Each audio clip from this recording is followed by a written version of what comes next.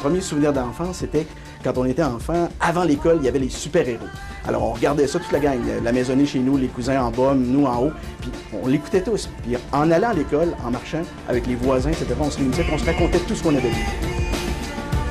Il y avait toute une gang de super-héros qui m'intéressait, mais plus particulièrement Iron Man, parce que lui était un être humain normal, c'est-à-dire qu'il n'y avait pas de super-pouvoir, pas de bombe gamma, pas d'araignée radioactive qui lui donne des super-pouvoirs. C'était un homme qui s'était construit lui-même un exosquelette, c'est-à-dire une armure protectrice qui le rendait plus fort, qui le rendait résistant aux blessures, etc.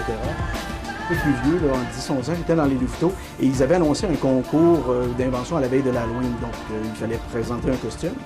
Et j'avais décidé de me faire un costume de Iron Man, sauf que j'avais aucun moyen à cette époque-là. Je m'étais dégoté un vieux t-shirt rouge, j'avais roulé les manches, puis en allant présenter mon costume, je savais que c'était moche, je savais que c'était pourri. Et je m'étais dit, un jour, je vais faire ça. 1994, il y a eu on a revampé l'armure d'Iron Man. Parce que précédemment, j'avais jamais construit l'armure parce que je trouvais l'armure moche, dans le sens où ça avait l'air plus d'un collant qu'autre chose.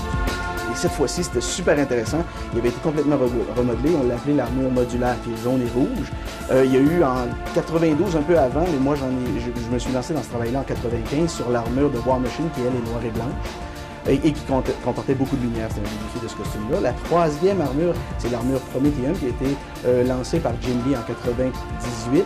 Et celle-là a présenté un défi particulier très intéressant, c'est qu'il fallait avoir des pièces articulées en plus de raffiner le design.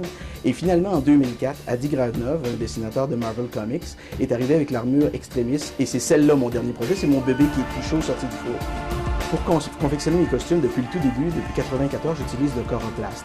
C'est une matière plastique qui est très facile à tracer, découper, plier, modeler, au moyen d'un peu de chaleur. Et c'est ça que j'utilise pour fabriquer toutes les pièces de mes costumes. En novembre 2007, la revue Wizard Magazine des États-Unis a présenté, a lancé le défi à des constructeurs dans l'Amérique du Nord de fabriquer un costume d'Iron Man. Ça, c'était à la veille de la sortie du film qui venait un peu plus tard, en mai 2008. Donc le concours est venu à échéance en avril 2008.